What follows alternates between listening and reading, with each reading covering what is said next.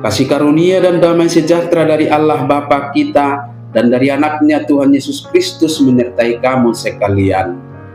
Amin.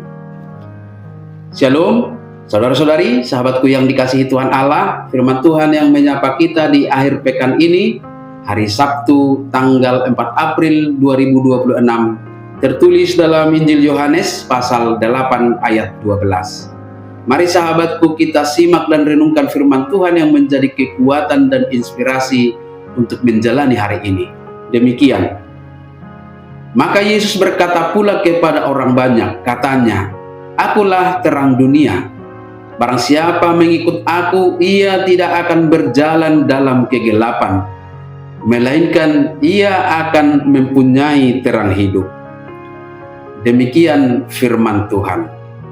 Saudara-saudari, sahabatku semua, di dalam nama Tuhan Yesus, pernyataan Tuhan Yesus yang mengatakan akulah terang dunia tentu sudah dapat kita pahami lewat hadirnya Injil, yaitu kabar keselamatan dan kabar baik tentang Yesus Kristus sebagai juru selamat yang menjadi terang yang ajaib, yang menyinari seluruh eksistensi kehidupan kita, tubuh, jiwa, dan roh kita yang dulunya tinggal dalam kegelapan oleh karena dikuasai oleh dosa.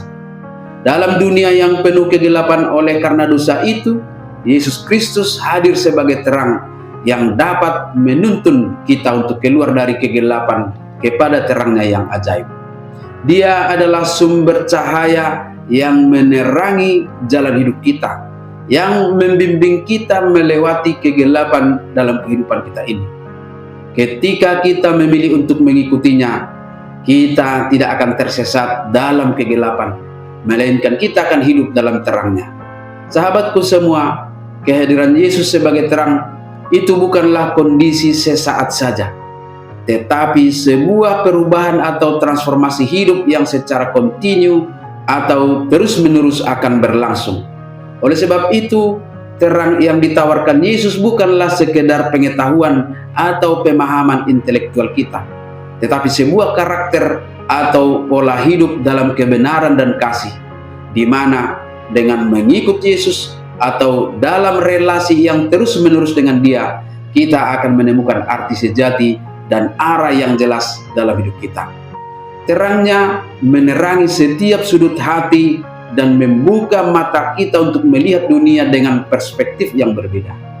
Oleh sebab itu, menyatu dengan Tuhan Yesus lewat ajaran-ajarannya adalah sebuah kemutlakan yang akan membawa kita melihat kebenaran atau terang di tengah-tengah dunia yang gelap. Mengikuti Yesus dalam terangnya bukan berarti bahwa kita akan menjalani kehidupan yang bebas dari tantangan atau ujian dosa. Namun, berjalan bersama-sama dengan Dia, kita akan memiliki tuntunan dan kekuatan untuk melawan tantangan dan ujian dosa itu. Dalam terangnya kita menemukan kekuatan untuk melawan setiap keinginan daging, mendapat penghiburan dan pengharapan yang selalu memotivasi kita hidup dalam kebenaran.